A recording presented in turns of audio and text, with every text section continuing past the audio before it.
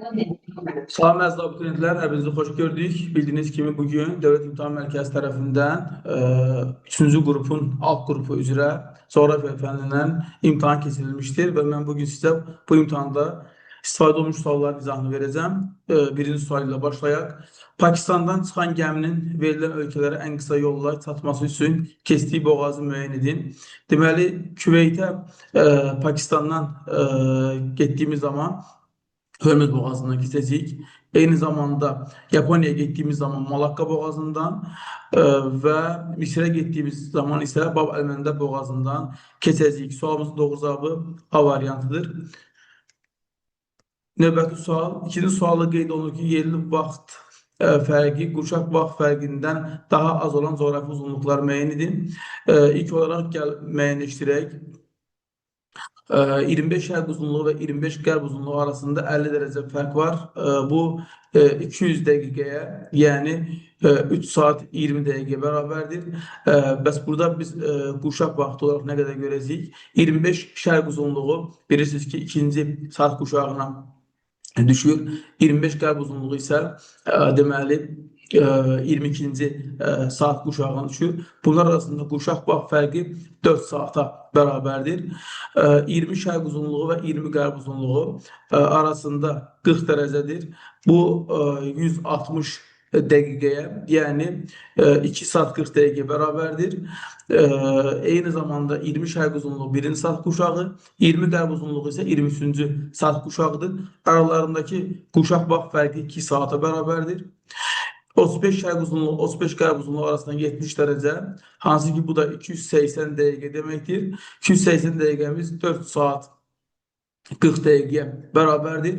Eyni zamanda 35 şərq uzunluğu biz deyəcəyik ki, deməli, ikinci saat quşağına aiddir.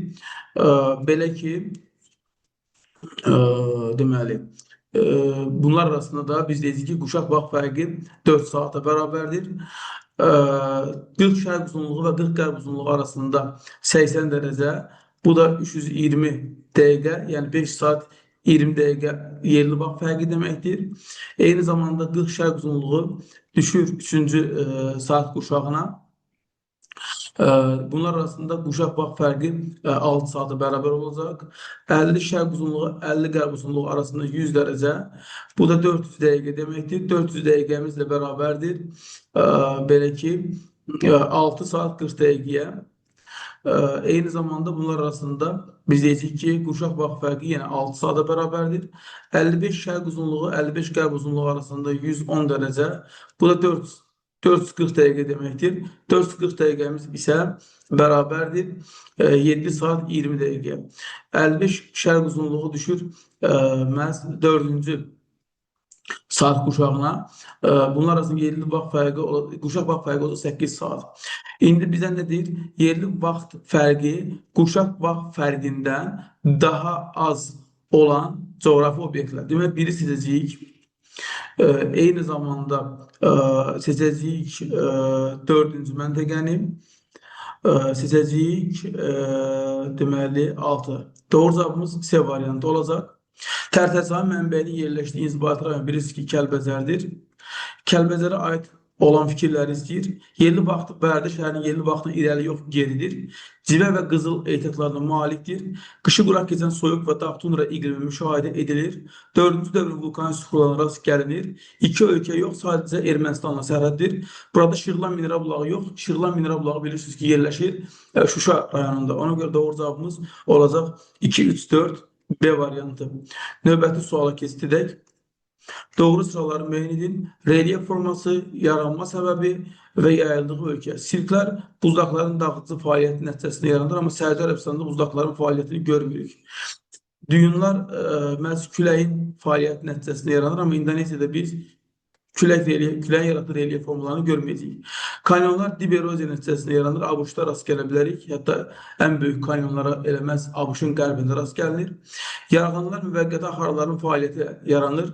Avstraliya İttifaqının müvəqqəti axarları rast gəlindiyi üçün görə bilərik. Pilavari sahillər məhz Avraziya nəticəsində yaranır, amma İsveçrədə biz dalğaların fəaliyyətini görmürük. Çünki İsveçrə materik daxil bir ölkədir. Hansısa bir okeana, dənizə çıxışı yoxdur deyə bilə var sahil görə bilmərik. Doğru cavabımız 3 və 4 Y variantı olacaqdır.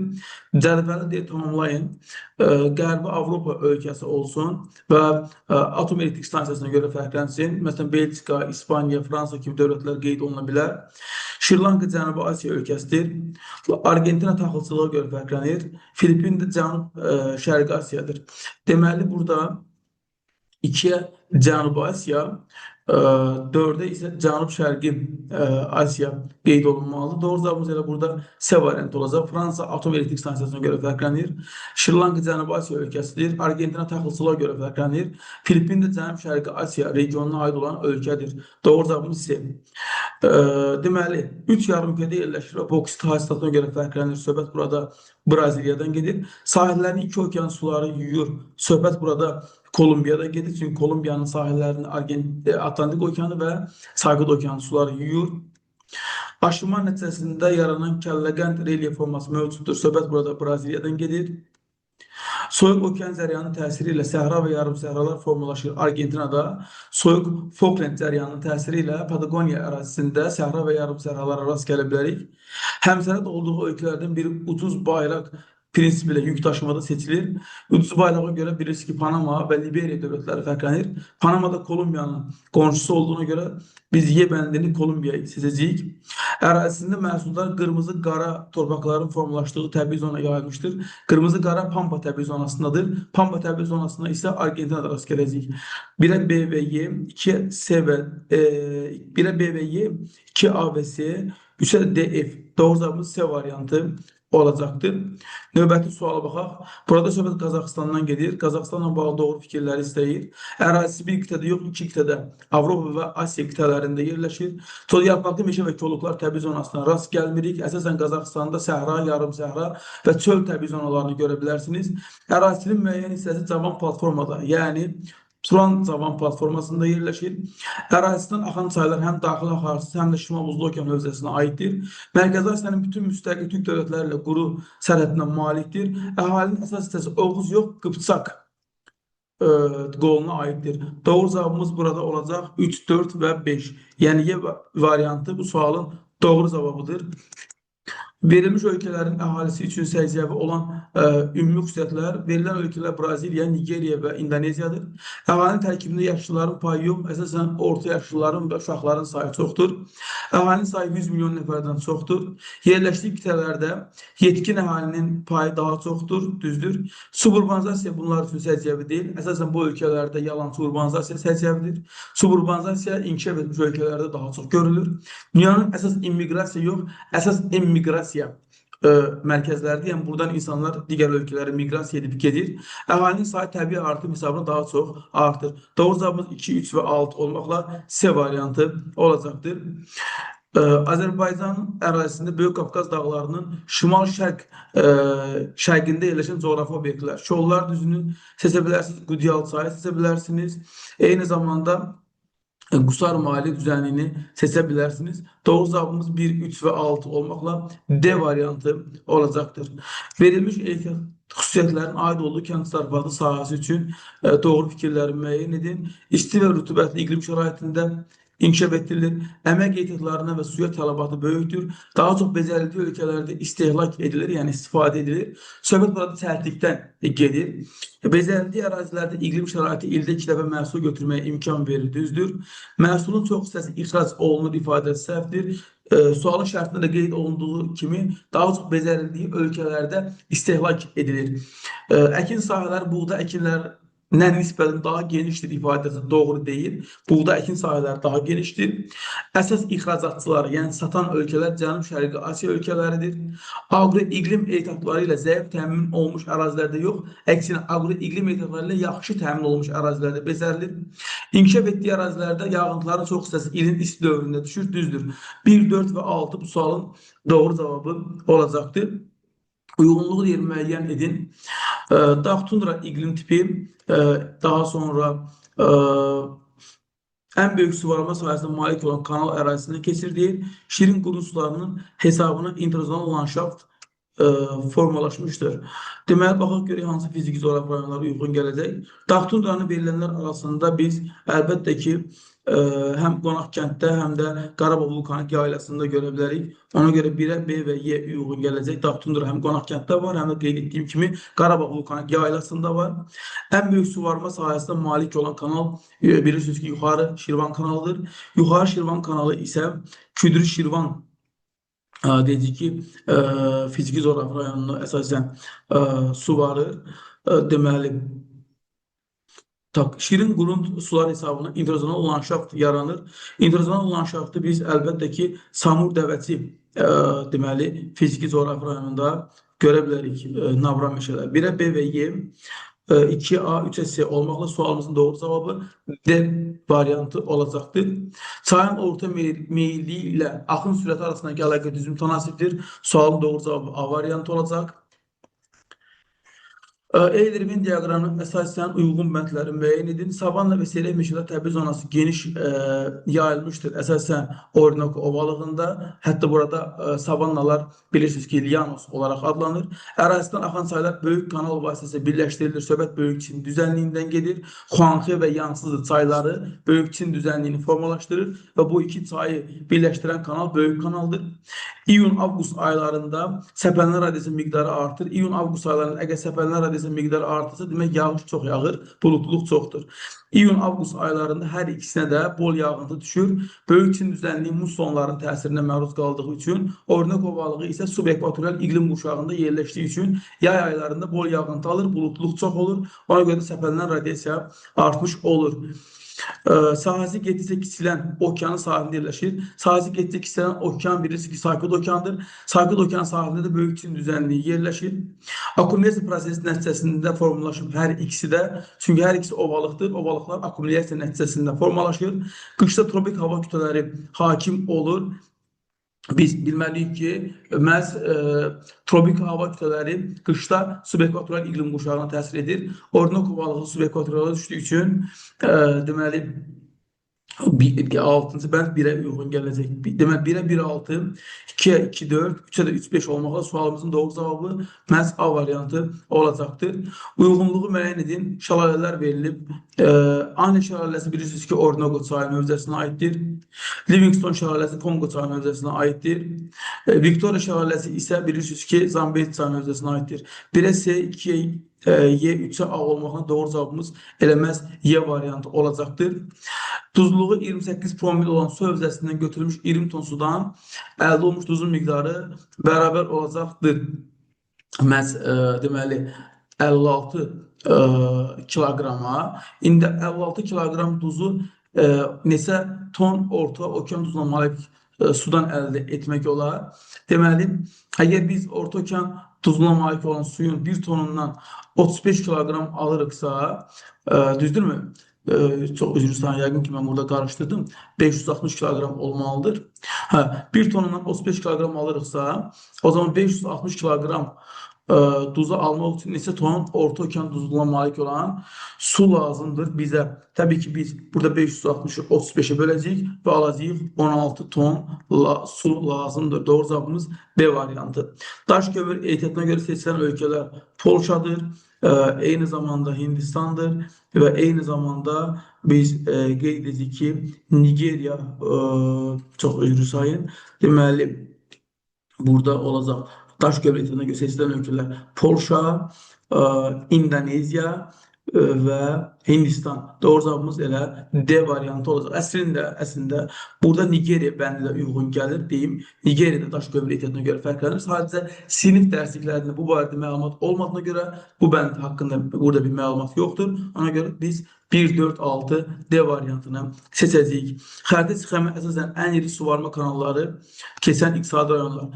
Təbii ki, Quba Xaçmaz, təbii ki, Mərkəzi Aran, Qarabağ və eyni zamanda biz seçəcəyik Abşeron, Xızını. Doğru cavab 2, 4, 5, 7 A variantı. Çayların mənsəbi mütləq hündürlüyün azalmasına görə deyirsə, deməli çayların ardıcıllığını qərbdən şərqə doğru düzməliyik. Qərbdən şərqə doğru düzməliyiksə, o zaman birinci Ağstafa çayı olacaq, sonra Tərtər çay, Araz və Samur. Doğru cavabımız 4, 3, 1 ve 2 olmakla B variantı olacaktır.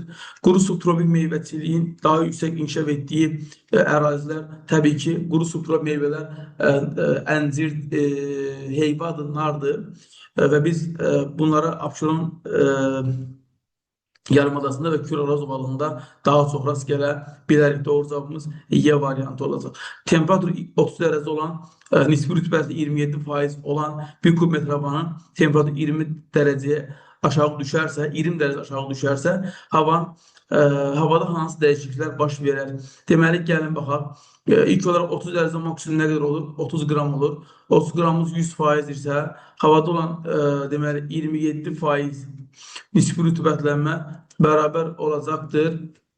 Deməli, 8,1 qrama deməli olacaq 8,1 qram. Havada deməli 8,1 qram rütubət var. Havanın temperaturu deməli 20 dərəcə aşağı düşsə olacaq 10 dərəcə. 10 dərəcə və 10 dərəcə maksimum 9 qram su buxarı saxlaya bilir. Deməli, gördüyünüz kimi burada 8,1 qram olacağı üçün deməli 10 temperatur aşağı düşəndə nisbi rütubəti artacaq. Hava su buxarı doyma həddindən uzaqlaşmaz, əksinə hava doyma həddinə yaxınlaşar. Yağıntı yağma ehtimalı yüksələr. Səpələnmə radiyası azalmaz, əksinə buludluq artacaq, səpələnmə radiyası artacaqdır. Buludun əmələ gəlmə sürətlərində düzgün radiyası artmaz, azalar. Doğru cavabımız 1, 3 və 5 olmaqla C variantı olacaq. İnzibati rayonlar verilib, əziz yoldaşlar. Deməli, Kəlbəzərdə biz hansı mineral bulağı tanıyırıq? Kəlbəzərdə biz tanıyırıq. Burada yox, mineral bulaq deyə üzrsən. Burada faydalı qazıntılardır. Deməli, Kəlbəzərdə Levçay qeyd oluna bilər. Levçay bilirsiniz ki, civə yatağıdır. Deməli, Vecnəli Zəngilana uyğun gələcək qızıl yatağıdır. Qoşa yatağı isə bunlardan heç birine uyğun gəlmir. Çünki qoşa yatağı bilirsiniz ki, Gəlebəydə olan qızıl yatağıdır. Diaqçay bunlardan uyğun gələcək Ordubada. Çünki bilirsiniz ki, Ordubadda Diaqçay məhz mis molibdən yatağıdır. Söyüdlü zol yatağı bu da təbii ki Kəlbəcərə uyğun gələcək. Çünki qızıl yatağıdır Kəlbəcərdə. 1'e B'ye, 2'ye D, 3'e A olmakla doğru cevabımız D variantı olacak. Burada biz Sarkızda deməli Naska və Cənubi Amerika havalarının toqquşmasını görürük. Yer A və B havaların toqquşma sərhədlərində boyunca rift dərələri formalaşır. Bu səhvdir təbii ki. Rift dərələri ayrılma zonalarındadır. Burada toqquşmadır. Ona görə bu uyğun gəlməz. B havasında yer qabığı yalnız bazalt və çökmə qatından ibarət. Bu da doğru deyil. Çünki B havası Cənubi Amerika havasıdır və burada biz qranit qatını görə bilərik. B havasının, yəni Cənubi Amerika havasının şərq sərhədləri divergen zonaya daxildir. İfadəsi doğrudur. Çünki Afrikanın ayrılma zonasıdır. A havası okean tipli. B havası həm materik, həm də okean tipi yer qabığına malikdir. Düz deyil. Göstərilən proses A havasının yerləşdiyi su hövzəsinin sahəsinin kiçilməsinə səbəb olur. İfadəsi doğrudur. A və B havaların toqquşma zonalarında yalnız dağlar formalaşır. İfadəsi doğru deyil. Çünki biz burada həm də Peru ve Chile novlarını görə bilərik. Yanlış olan 1, 2 ve 6 A variantı olacaktır. Doğru olmayan fikirləri müəyyən edin. Car və Avstraliyanın sahillərinə həm isti, həm də soyuq okean cərəyanları təsir edir, düzdür. Saxalin adasına aid olduğu ölkə, yəni Rusiya 3 yarımkürədə yerləşir ifadəsi düzdür. Şərq, qərb və şimal yarımkürəsində yerləşir. Cənubi Amerika materikinin ucqar şimal nöqtəsi Qayanada yerləşir ifadəsi səhvdir. Çünki Kolumbiyada yerləşir. Avropada yerləşən bütün federativ dövlətlərin dünya okeanına birbaşa çıxışı var ifadəsi səhvdir. Məsələn, Avstriya federativdir, amma dünya okeanına çıxışı yoxdur. Almaniya və Belarusiya dövlətləri deməli dedik ki, həmsərhəd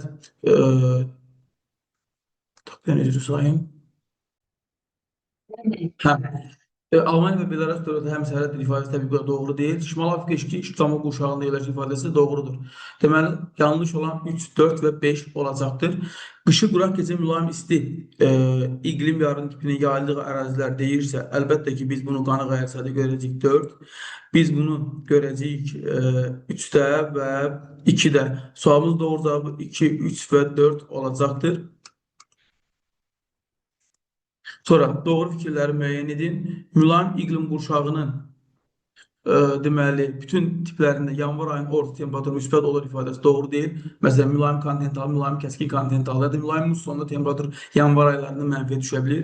Şimal yarımkürəsində paslar küləkləri şərqə, yəni sağa meyl edir, düzdür. Subtropik iqlim qurşağı daxilində pambıqçılıq inkişaf etdirilir, düzdür. Filippin bütünlüklə ekvator iqlim qurşağında yerləşir ifadəsi doğru deyil. Çünki həm də subekvator iqlim qurşağına düşür. Avrasiyanın ucqar cənub nöqtəsinin yerləşdiyi iqlim qurşağında səpələnən radiasiya üstündür. Piyay burnudur. Piyay burnu da ekvator iqlim qurşağındadır və biz burada təbii ki il boyu səpələnən radiasiyanın üstün olmağını görə bilərik.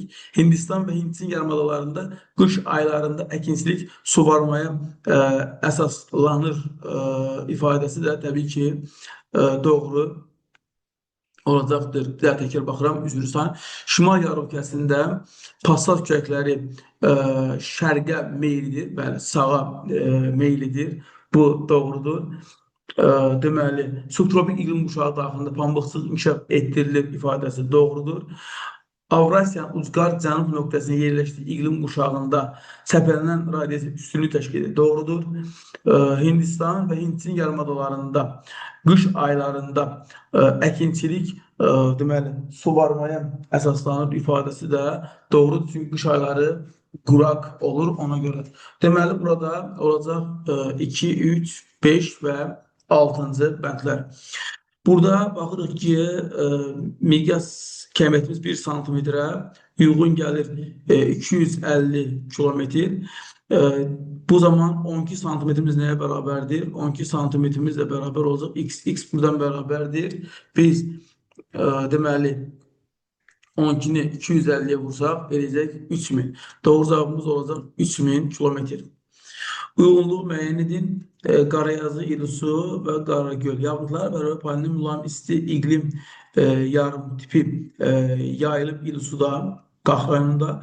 Arid iqlim şəraiti hakimdir. Əlbəttə ki, Qarayazıda, Ağstafada. İntrazonal landşaft qorunur. Əlbəttə ki, Qarayazda Tuqay meşələri. Dağ meşə landşaftı mühafizə olunur. Əlbəttə ki, İlisuda. Dördüncü vulkanogen çökmə suxla geniş yayıb. Əlbəttə ki, Qaragöldə. 1-ə B isə 2-ə A, D, 3-ə Y. Situasiyada söhbət gedir Aralıq dənizindən. Deməli, verilmiş su hövzəsinin aydın xüsusiyyətləri müəyyən edib cədvələ yazılır. İndi əgər burada söhbət Aralıq dənizindən gedir. Mən cədvələ görə bilmədiyim üçün fikir bildirə bilməyəcəm. Verilmiş su hövzəsinin sahilində əsasən formalaşan iqlim qurşağı bilməlisiniz ki, subtropik Aralıq dənizi iqlim tipidir. Sahilində yerləşən turizm rekreasiya ehtiyatla zəngin olan və bu sahənin yüksək inkişaf etdiyi ölkələr, məsələn, İspaniya, İtaliya, Yunanistan, Misir qeyd oluna bilər. Hövzəsində yerləşən regionlar arasında ən çox neft-qaz xam malını ixrac edən Şimal Afrikadır. Həmçinin Cənub-Qərbi Asiyadır. İdxal edən isə daha çox Cənubi Avropadır. Xəzər dənizindən verilmiş su hövzəsinə istiqamətlənən gəminin arzularaq keçdiyi su yolları.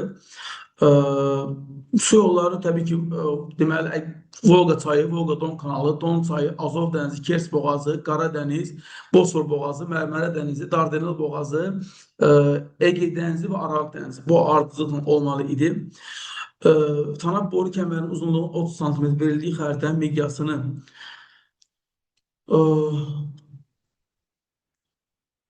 sahilində yerləşən Türk dili dövlətin və onun aid olduğu regionun adını müəyyən edib cədvələ yazın. Türk dili ölkə Türkiyədir. Türkiyə Cənub-Qərbi Asiya regionunda yerləşir. Belə olmalıdır. İndi burada bir də miqyas hesablamaq lazımdır. Burada nə etmək lazım? Miqyas kəmiyyəti bərabərdir. Həqiqi məsafə bölünsün xəritədəki məsafəyə 1854-ü bölmək lazımdır 30-a. Bu da bərabər olacaq nəyə? Deməli, biz 1854-ü bölsək 30-a eləcək 61,8. Deməli, xəritənin miqyası 1 santimetrə 61,8 km eləyəcək. O da 1 bölək 4 tane 0 mı yazdık? Yani 1 bölü 61 min 6 milyon 180 min olacak miqyas. Deməli belə, əgər bu formada yazmısınızsa, doğru yazmışsınız. İnşallah ki, hər bir izah sizə aydın olmuşdur. Növbəti imtahanlarda sizə bolca uğurlar arz edirəm. Videonu dostlarınızla paylaşarak, onların da izləyərək faydalanmasına vəsile ola bilərsiniz. Görüşərik, özünüzə yaxşı baxın.